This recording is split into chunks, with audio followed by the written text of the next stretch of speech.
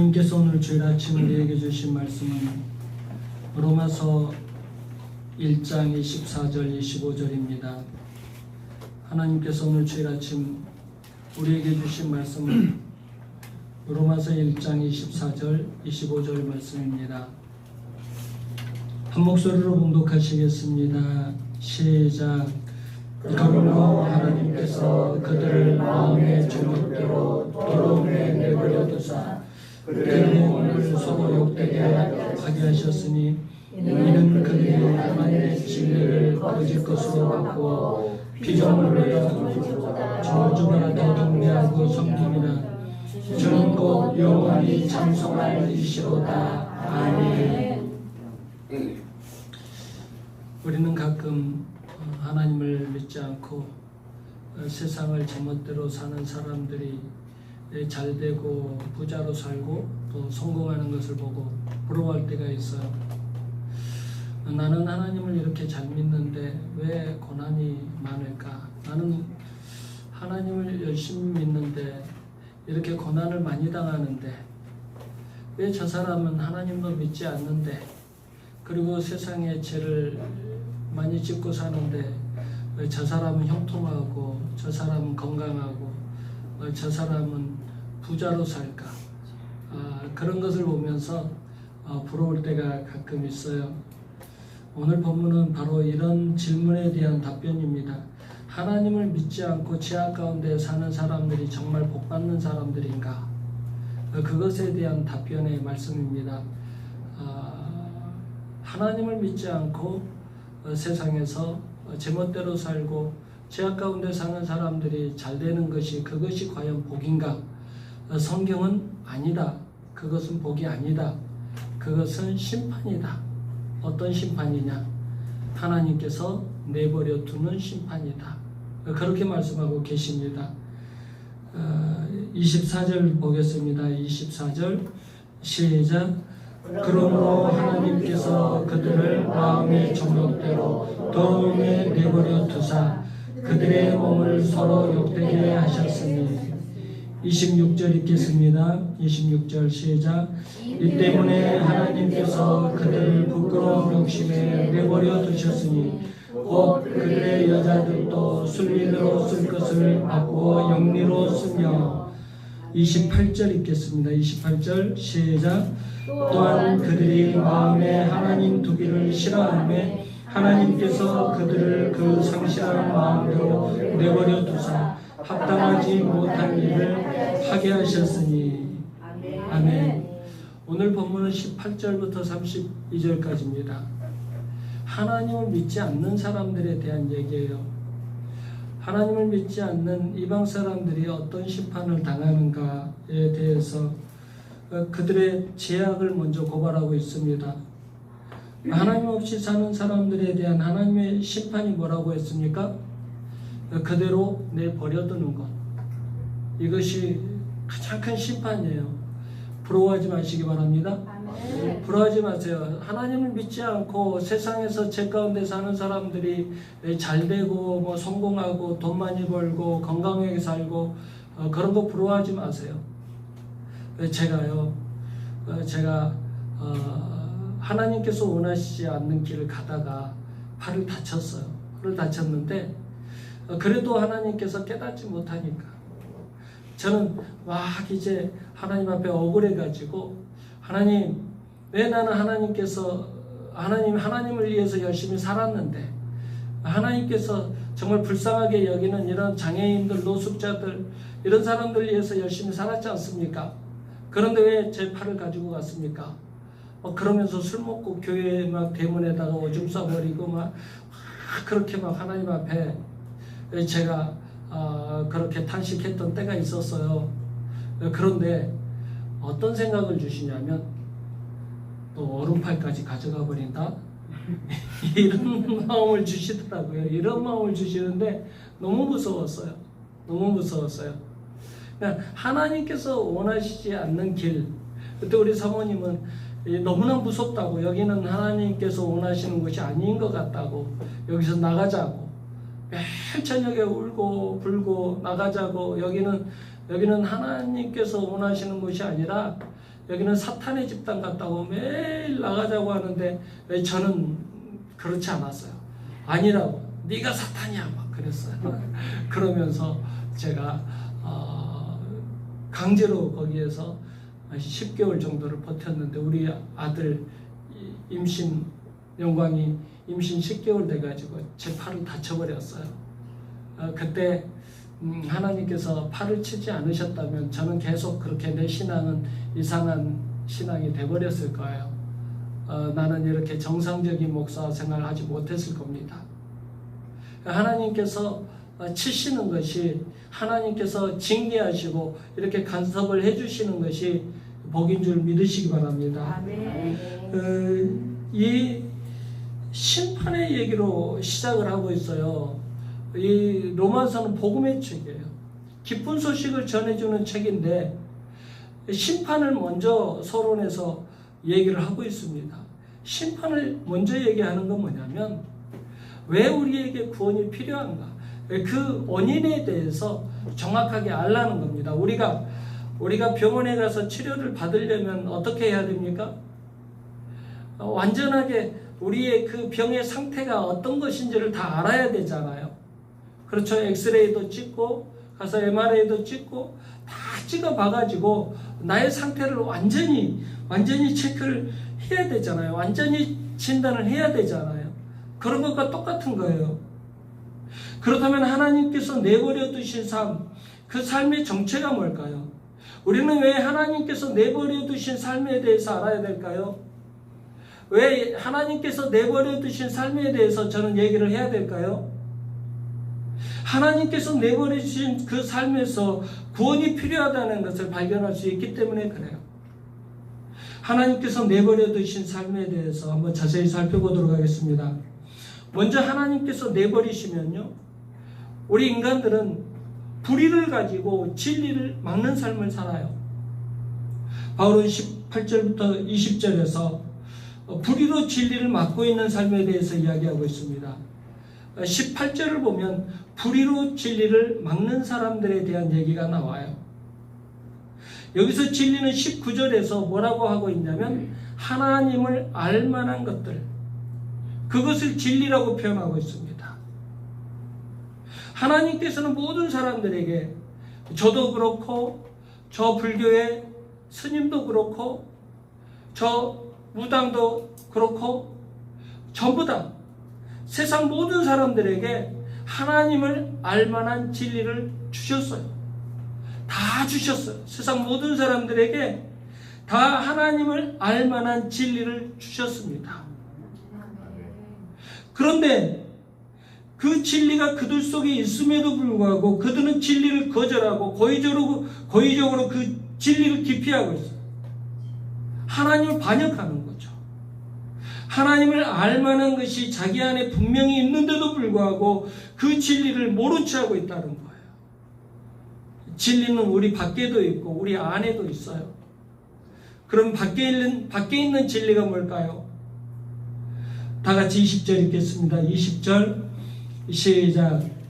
창세로부터 그의 보이지 아니하는 것들 곧 그의 영원하신 능력과 신성이 그가 만드신 만물에 분명히 보여 알려졌나니 그러므로 그들이 핑계하지 못할지니라. 아멘. 로마서를 설교하게 된 이유가 뭐냐면 수요일 금요일 날 나오신 분들은 로마서 강해를 하고 있거든요. 그런데 로마서가 복음의 핵심 중에 핵심이에요. 진리의 핵심 중에 핵심이에요. 근데 이것을 모르면 안 돼요, 성도들이.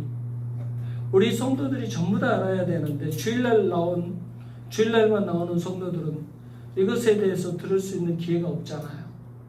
그래서 중요한 부분을 제가 설교해서 여러분들에게 전달해 드리려고 주일날도 지금 로마서를 하고 있는 겁니다.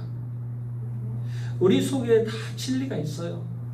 우리 밖에도 있고 우리 안에도 진리가 있어요. 그 안에 있는 진리, 그것이 20절이에요. 다시 한번 읽겠습니다. 시작. 창세로부터 그의 보이지 아니하는 것들 곧 그의 영원하신 능력과 신성이 그가 만드신 만물에 분명히 보여 알려졌나니 그러므로 그들이 핑계하지 못할지니라. 여러분, 우주 만물을 보세요. 그 속에 나타나고 있는 하나님의 영광을 보세요. 다 알아요. 그것을 보고 저도 알고 저 불교의 스님도 알고 무당도 저 산꼭대기 올라가면 야호하고 와 이거 누가 만들었어? 야 저 물질이 이 창조 작품이 너무너무 아름답다. 하나님을 알만한 것들이 다 있어요. 그 진리가 하나님께서 그 진리를 모든 세상 모든 사람들에게 다 주셨어요. 위대한 그 자연 우주 만물을 보면은 하나님을 인정할 수밖에 없는 진리가 이 속에서 다 표현이 됩니다. 나도 모르게 표현이 돼요. 그것들을 보면서 명백하게 하나님을 알 수 있어요. 알 수 있음에도 불구하고 그 진리를 막고 모른 채 하는 사람들이 있다는 것입니다. 진리는 우리 마음속에도 있어요. 우리의 양심도 하나님을 알 만한 또 하나의 진리라고 할 수 있습니다. 우리가 가진 양심이 하나님을 증언해주고 있습니다. 아무리 무신론자라고 해도 자신도 모르게 하나님을 찾는 경우가 있어요. 압도할 만한 자연경관 앞에서 감탄하잖아요. 무의식 중에 하나님을 느끼고 무의식 중에 신의 이름을 부르면서 그 신의 영광을 나타내잖아요. 세상 모든 사람들이 다 그래요. 절대절명의 위기를 만났을 때 어때요? 다 그래요. 하나님 살려주십시오예요. 중도 얼음판 위를 가다가 얼음이 깨지면요, 아이고 부처님 찾지 않아요. 아이고 하나님을 찾아요. 아이고 하나님을 찾는다니까요. 무의식 중에 하나님을 찾고 하나님을 알만한 것들을 다 하나님께서 주셨기 때문에 어쩔 수 없이 인간은 그 진리를 가지고 하나님을 찾을 수밖에 없는 그런 마음들을 하나님께서 주셨어요. 그런데 교만한 인간들이 그 진리를 막고 하나님을 모른 채 해버리고 하나님을 기피해버린다는 거예요. 우리 안에 하나님을 알만한 이 절대적인 진리가 있다는 것을 명백하게 알 수 있습니다. 그럼에도 불구하고 성경은 사람들이 불의로 진리를 막고 있다고 합니다. 왜 그럴까요? 불경건과 불의 때문에 그래요. 불경건한 사람들은 불의를 행합니다. 불경건은 뭐냐면 하나님과 인간 사이의 관계 속에서 나타나는 것을 이제 경건, 불경건 하거든요. 하나님을 두려워하는 사람들, 이 사람들은 경건한 사람들이에요. 하나님을 예배하고 싶고 하나님께 찬양하고 싶어하는 우리 같은 사람들을 경건한 사람들이라고 해요. 이런 사람들은요, 불의를 행하지 않습니다. 세상 사람들에게 함부로 나타내는 것, 이게 불의거든요. 도덕적으로 막 무너져버리고 방탕하고 이런 삶, 그리고 다른 사람을 해치는 삶, 살인하고 막 이런 거, 이게 불의거든요. 하나님을 향한 그 경건한 마음이 바르게 선 사람들은 세상 사람들을 향해서 함부로 불의한 행동을 하지 않습니다. 하나님을 향한 그 잘못된 자세가 불경건이고 또 다른 사람을 향한 잘못된 자세가 불의예요. 이 불경건과 불의가 진리를 막고 있다고 합니다. 성경은 이런 사람들을 어떻게 표현하고 있냐면 내버림 당한 사람이다. 내버림 당한 사람이다. 그렇게 표현하고 있어요. 두 번째, 하나님께서 내버리시면요, 사람들은 우상을 숭배하게 됩니다. 21절부터 23절에서 이것을 증언하고 있어요. 인간의 삶은 본래부터 하나님과 영광스러운 교제 속에서 시작되었다고 말씀하고 있습니다. 그것이 타락하면서 여러 가지 신들을 섬기고 다신론에 빠져서 살고, 그리고 더 타락하면서 더 저급한 신들까지 이제 섬기는 때까지 이제 전락하고 맙니다. 본문은 이것을 증언하고 있어요. 23절 읽겠습니다. 23절 시작.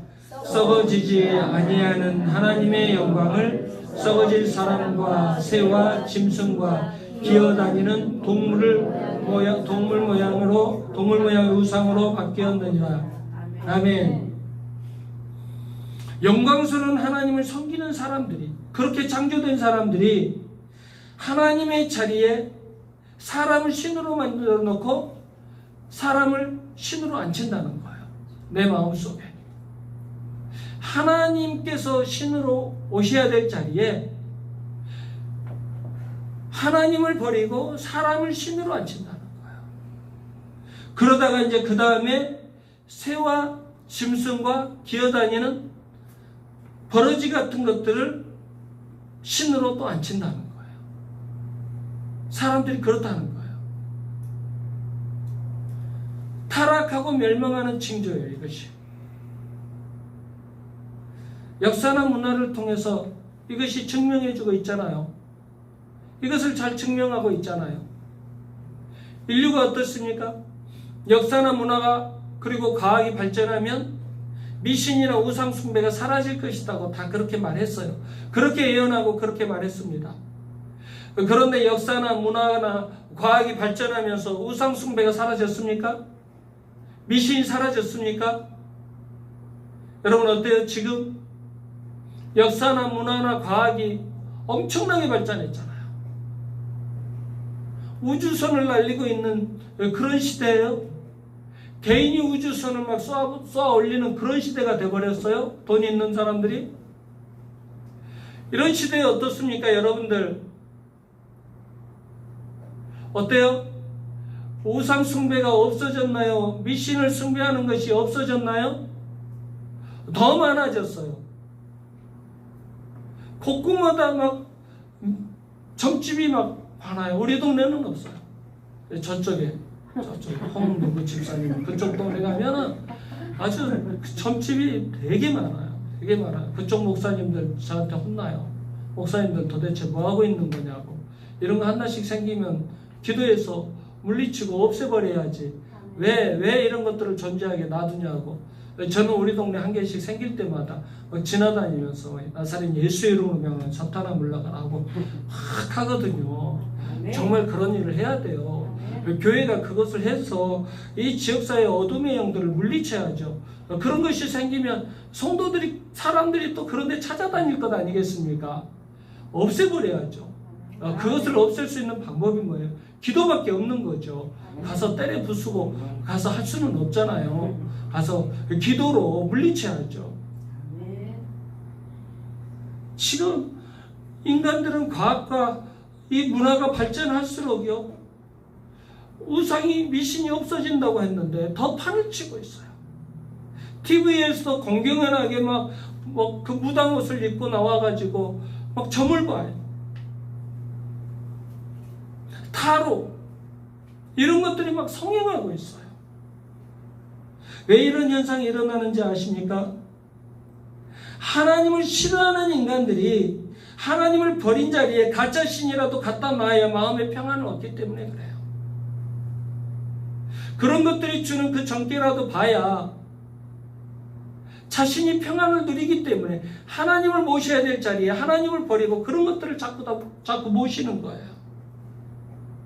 하나님에 대한 대용품으로 더 저급한 신들을 섬기는 것입니다. 그러다가 새나 짐승과 기어다니는 버러지까지 형상으로 만들어서 섬기는 안타까운 그런 상황까지 전락을 해버리는 것입니다. 무서운 타락의 과정이고 멸망의 징조예요. 이러다 망하는 거예요. 사람들은 생애를 통해서 한때 하나님을 만날 수 있는 기회를 다 하나님께서 주십니다. 왜 그러냐면 하나님을 알만한 진리들을 다 주었기 때문에 하나님께서 모든 사람들 마음속에 하나님을 알만한 것들을 주셨어요. 그렇기 때문에 어느 누구든지 하나님을 만날 수 있는 기회가 있습니다. 그때 회개하고 진리를 수용해야 돼요. 그때 진리를 거절하고 도망가 버리면 마지막에 가서 이제 우상 숭배하는 사람으로 전락해 버리는 거예요. 세 번째, 하나님께 내버림을 받으면요, 이제 정욕의 노예로 살아가게 됩니다. 사람들이 악한 일을 하면서도 그나마 조금이라도 절제하는 이유가 무엇인지 아십니까? 하나님을 두려워하기 때문에 그래요. 하나님을 두려워하기 때문에 막 악한 일을 하다가 아까 제가 말씀드린 것처럼 막 겁도 없이 막 교회 대문에다가 막 오줌 싸고 하나님 어디 있어 막 하고 있으면 막 이렇게 할 수 있어. 이렇게 막 하다가 함부로 하나님 앞에 까불다가 하나님을 두려워하는 마음이 생기면요, 절제합니다. 근데 하나님을 두려워하지 않는 사람들은요, 이제 나중에 하나님이 없다라고 확신을 해요. 하나님을 없다라고 확신을 하게 되면 그때부터 사람들은 용감하게 타락하기 시작합니다. 막 나가기 시작해요. 그 용감한 타락의 첫 번째 현장은 성적인 타락의 현장입니다. 사람들은 죄 속으로 들어갈 때 가장 먼저 성적 타락에 빠져듭니다. 왜 성적인 타락이 가장 먼저 일어날까요? 성은 하나님께서 우리에게 허락하신 가장 아름다운 선물 중에 하나입니다. 그런데 그 가장 아름다운 것을 가장 추한 것으로 바꿔놓은 것이 사탄의 역사예요. 사탄이 이 성적 타락을 통해서 인류를 멸망으로 끌고 가는 거예요. 성적 타락이 최악의 상황으로 이제 도달하면 동성애가 시작이 됩니다. 이성을 대상으로 사랑하는 것이 아니라 동성끼리, 남자는 남자끼리, 여자는 여자끼리 사랑도 하고 결혼도 하고 즐깁니다. 바울이 로마서를 기록했던 로마 문화 속에 이런 모습들이 많이 있었어요. 26절, 27절 읽겠습니다. 26절, 27절 시작. 이 때문에 하나님께서 그들을 부끄러운 욕심에 내버려 두셨으니 곧 그들의 여자들도 순리대로 쓸 것을 받고 영리로 쓰며 그와 같이 남자들도 순리대로 여자 쓰기를 버리고 서로 향하여 음욕이 불릴듯 하며 남자가 남자와 더불어 부끄러운 일을 행하여 그들의 그릇 때문에 상당한 보험을 그들 자신이 받았느니라. 동성애는 이때만의 문제가 아니에요. 동성애는 소돔과 고모라 성을 멸망시킬 때 하나님께서 천사들을 보냅니다. 그 소돔과 고모라 성의 사람들을 심판하시겠다고 하나님께서 천사를 보내시는데 그 천사를 동성애 대상으로 여겨요. 그리고 그 동성애 대상으로 빨리 내놓으라고 막 그 사람을, 그 천사를 막 찾는 장면이 나와요. 그러니까 소돔과 고모라 성의 멸망도 이 동성애가, 그러니까 이 동성애 때문에 그렇다, 뭐 어떤 죄 때문에 그렇다, 그렇게는 정확하게 해석은 못하지만은 타락의 마지막까지 죄악이 관영하는 그런 상태까지 가면은요, 동성애가 판을 쳐요. 동성애가 판을 쳐요. 그러니까 그때 멸망을 시켜요. 소돔과 고모라 성의 멸망 시기에 동성애가 판을 쳤어요. 그래서 멸망을 당한 겁니다. 우리가 지금 열왕기하 공부하고 있죠. 열왕기하에도 나오잖아요.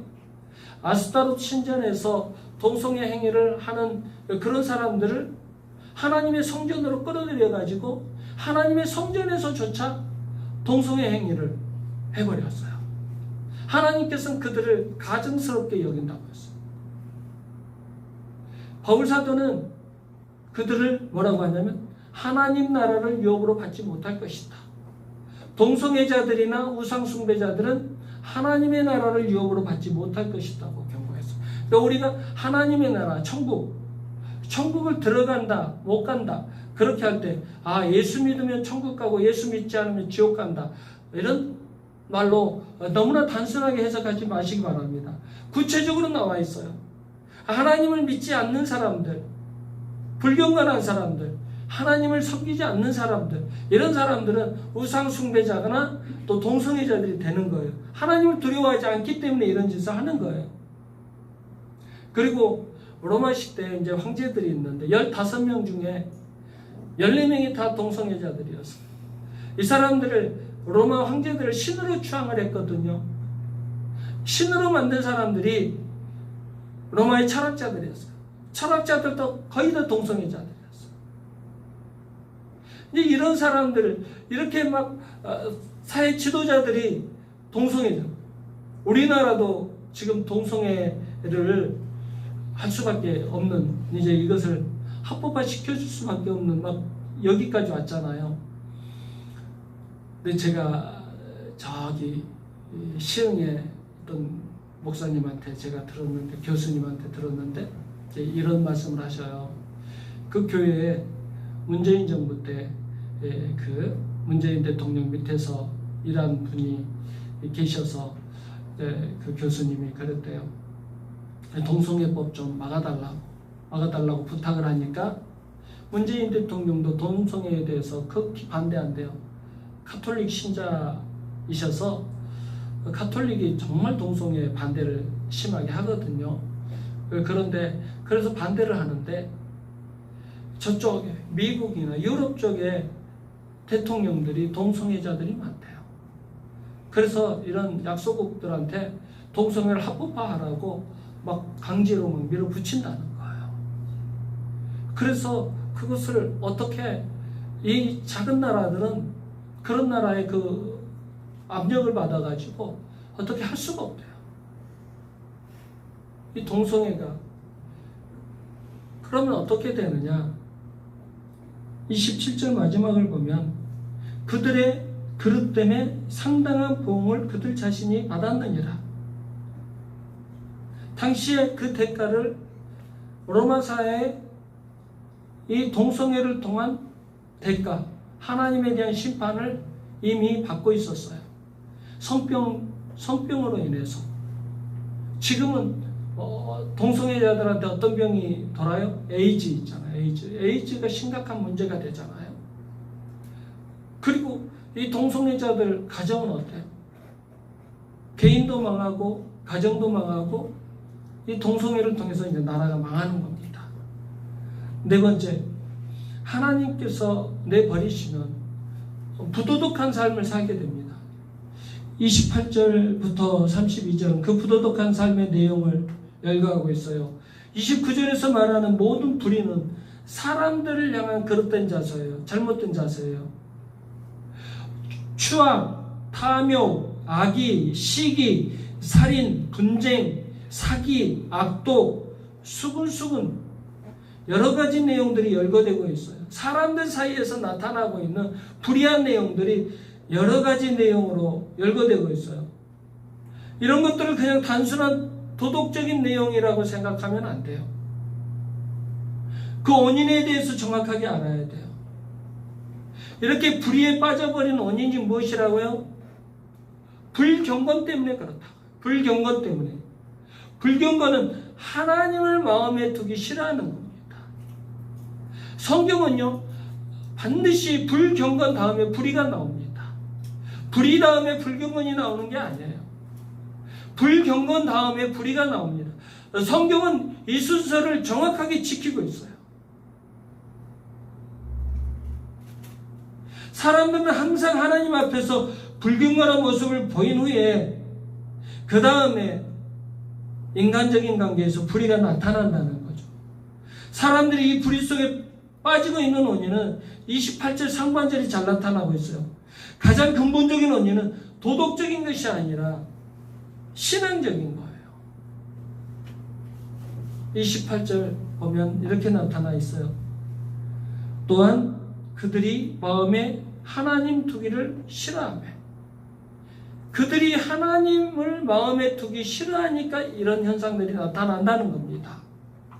동성애뿐만이 아니라 추악, 탐욕, 악의, 시기, 살인, 분쟁, 사기, 악독, 수근수근 이런 모든 인간 세상에서 일어나고 있는 이 불의한 일들이 하나님을 마음에 두기 싫어하는, 하나님을 섬기려고 하지 않는 그 불경건함 때문에 이런 일들이 일어난다는 거예요. 이거는 도덕적인 문제가 아니라 신앙적이라는 거예요. 사람들이 이 불의 속에 빠지고 있는 원인은 불경건함 때문에 그래요. 하나님을 모시지 않으려고 하는 그런 마음 때문에 사람들은 이 불의함 속에 계속 빠져드는 거예요. 하나님을 마음에 두기 싫어하는 세대와 사람들을 어쩔 수 없이 이 불의 속에 빠질 수밖에 없는 거예요. 하나님을 마음에 두기 싫어하는 결과가 도덕적인 실종, 부도덕한 삶, 그렇게 나타나는 겁니다. 이것이 극치에 달하면 어떻게 될까요? 32절 다 같이 읽겠습니다. 32절 시작. 그들이 이 같은 일을 행하는 자는 사형에 해당한다고 하나님께서 정하심을 알고도 자기들만 행할 뿐 아니라 또한 그런 일을 행하는 자들을 옳다 하느니라. 우상 숭배하고 또 동성애를 행하는 사람들, 그런 사람들은 하나님께서 사형시킨다고, 하나님께서 무서운 심판을 내리신다. 영적 죽음, 그리고 세상에서도 심판하시고 저 지옥으로도 보내는 무서운 심판을 하시겠다고 말씀하시는데도 불구하고 그들이 뭐라고 하냐면, 사형에 해당한다고 하나님께서 정하신 것을 알면서도 그들이 뭐라고 하냐면, 뭐가 나쁘냐? 우리의 모습이 뭐가 나쁘냐? 남자가 남자끼리 사랑하고 여자가 여자끼리 관계 맺는 것이 뭐가 나쁘냐? 이렇게 주장한다. 그리고 오히려 자기들끼리 두둔해 준다는 겁니다. 그런 일을 행하는 자들을 옳다 하느니라. 뭐가 나쁘냐? 남자가 남자끼리 사랑하는 것이 뭐가 나쁘냐? 여자가 여자끼리 관계 맺는 것이 뭐가 나쁘냐? 그리고 두둔해 준다는 거, 옳다고 인정해 준다는 거. 꼭 지금 시대의 모습과 똑같죠? 동성애자들이 퀴어 축제 한다고 길거리에 나와가지고 막 자신들의 인권을 보호해달라고 데모하잖아요. 우리나라 매년 한 번씩 하는 것 같더라고요. 이제 막 노골적으로 막 나와서 해요. TV에 나와서 막 아가씨들이 나는 동성애자인데 막 나는 이 애를 막 사랑한다고 막 자기 친구를 막 데리고 나와서 자기 여자인데 사랑하는 사람이라고 둘이 결혼할 거라고 막 둘이 막 그래요. 여자 애들이. 그리고 막 남자끼리 막 둘이 또 사랑한다고 뽀뽀도 하고 있고 막 그래요. 완전히 이런 세상이 돼버렸어요. 그리고 방송은 계속 뭐가 나쁘냐? 이들도 인권이 있는 거지. 인권이 있는 건데 이 소수자들의 인권을 보호해줘야 되지 않느냐? 뭐가 나쁘냐? 옳다고 인정해줘라. 이런 세상이 돼버렸어요. 성경 그대로 가고 있는 거예요. 사람들이 하나님을 마음에 모시고 두려워하고 경배한다면 어떻게 이런 죄를 범할 수 있겠습니까? 세상의 모든 문제는 인간들이 마음에 하나님을 모시기 싫어하는 데서 나오는 거예요. 인간들이 그 마음에 하나님을 모셔야 될 자리에 하나님을 버려버리고 사람을 모시고 우상을 숭배하고 창조 질서를 파괴해버리는 이런 데서 나오는 거예요. 모든 문제가 거기서 시작되는 거예요. 우리는 지금까지 믿음이 없는 사람들의 모습을 봤어요. 믿음 없이 살아가는 사람들에 대한 하나님의 진노의 현장을 봤습니다. 18절 읽겠습니다. 18절 시작. 하나님의 진노가 불의로 진리를 막는 사람들의 모든 경건하지 않음과 불의에 대하여 하늘로부터 나타나나니. 아멘. 믿음 없는 사람들은 하나님의 진노를 피할 수가 없어요. 이렇게 살면 하나님의 진노를 피할 수가 없어요. 그냥 내버려 두는 심판을 당할 수밖에 없어요. 그냥 세상에서 잘 먹고 잘 살다가 지옥으로 와라. 무서운 심판이에요. 그들은 스스로 하나님의 진리를 막고 있기 때문에 하나님의 진리의 말씀이 아무리 전해져도 그들은 거절해버립니다. 기피해버립니다. 그런데 18절과 대조되는 모습이 17절에 나와 있습니다. 17절 읽겠습니다. 시작. 복음에는 하나님의 의가 나타나서 믿음으로 믿음에 이르게 하나니 기록된 바 오직 의인은 믿음으로 말미암아 살리라와 같으니라. 아멘. 믿음이 없는 사람들에게는 하나님의 진노가 나타나지만 복음에는 하나님의 의가 나타난다고 했습니다. 우리가 진리이신 하나님을 마음에 소유하고 하나님을 신뢰하는 삶을 살아갈 때 우리 삶에 하나님의 의가 나타난다는 겁니다. 내가 노력한다고 되는 문제가 아니에요. 내가 순간적으로 결심한다고 해서 되는 문제가 아니에요. 우리는 내가 이번 주일날 금요일날부터 목요일날부터 이번 주일날은 꼭 가서 예배 드려야지. 여러분들 아무리 노력해도요, 그런 마음 갖고도 내 결심 갖고 되는 문제가 아니에요. 하나님을 소유하셔야 돼요. 아멘. 예수님이 내 마음에 들어오셔야 돼요. 내가 할 수 있는 게 아니에요. 내 결심으로 하는 게 아니에요. 내가 백날 첫날 결심해 보세요. 하나도 할 수 없어요. 의 자체이신 예수 그리스도를 온전히 모시고 살아가야 돼요. 온전히 믿고 살아가야 돼요. 그래야 그리스도의 의가 옷 입혀지고 나는 또 그 의를 따라서 순종하는 어떤 그런 새 사람이 되는 것입니다. 이 시대는 하나님의 심판을 받을 수밖에 없는 그런 시대입니다. 그런 상황이 돼버렸어요. 인간들이 그렇게 만들었어요. 이런 모습 속에서 우리가 새로운 삶을 찾을 수 있는 구원의 시작은 어디에 있습니까?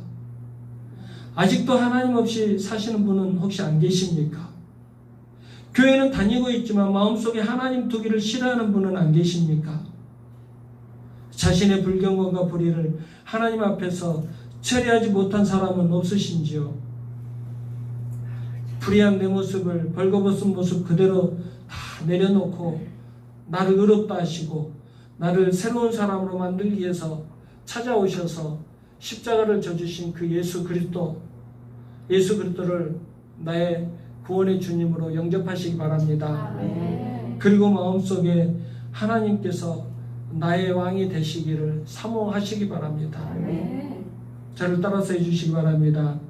하나님 나를 지배하여 주시옵소서. 하나님 나를 지배하여 주시옵소서. 나를 다스려 주시옵소서. 나를 다스려 주시옵소서. 나의 왕이 되 주시옵소서. 나의 왕이 되어 주시옵소서. 고백하고 살아가시길 주님의 이름으로 축원합니다. 기도하겠습니다. 나의 주 나의 하나님을 모시지 않고 죄악으로 달려가고 있는 세상 속에서 하나님을 예배하며 살아가게 하시니 진심으로 감사드립니다. 우리뿐 아니라 우리 부모님, 우리 형제들, 우리 자녀들도 모두 하나님을 주인으로 모시고 살아가게 하여 주시옵소서. 사람들이 하나님을 모시지 않으면 사람을 우상으로 삼고 새와 짐승과 기어다니는 동물조차 우상으로 삼는다고 하셨습니다. 그리고 그들은 더러움에 내버려지고 하나님의 창조 질서를 파기하고 남자는 남자끼리 사랑하고 여자는 여자끼리 관계 맺는 그런 성생활을 하는 추악한 모습으로 변질된다고 하셨습니다. 그 다음에는 하나님께서 그들을 그냥 내버려 두시는 심판을 행하신다고 하셨습니다. 나의 주 나의 하나님, 저희를 붙잡아 주시옵소서. 항상 창조주 하나님을 기억하게 하시고 구원의 주 예수 그리스도를 붙잡게 하여 주시옵소서. 항상 하나님을 경외하며 두려워하며 겸손히 하나님을 섬기고 살아가게 하여 주시옵소서. 우리 모두 한 사람도 내버려지는 심판을 당하지 않도록 끝까지 우리 속에 내주하여 우리를 다스려 주시옵소서. 예수 그리스도에게 하신 이름으로 기도드리옵나이다. 아멘.